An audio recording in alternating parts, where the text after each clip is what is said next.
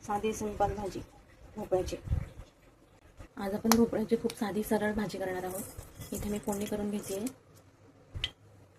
मोहरी टाकली आहे, आपला दुधी चिरून घेतला आहे, लसूण घेतला आहे आणि हरभऱ्याची डाळ मी भिजवून घेतली होती ती घेतली आहे।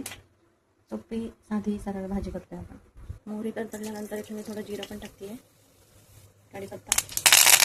कढीपत्त्याचा खूप छान वास येतोय।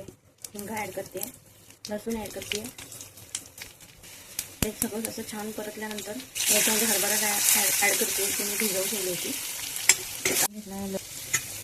आपण हळद, तिखट आणि थोडासा दाण्याचा कूट ॲड करून घेतला आहे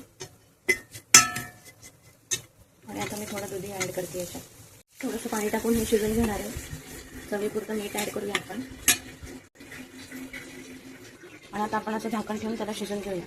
थोडंसं भाजी तयार आहे, खूप छान रंग आलेला आहे आणि चवीला पण खूप छान लागते। यू मस्ट ट्राय साधी सिंपल भाजी भोपळ्याची।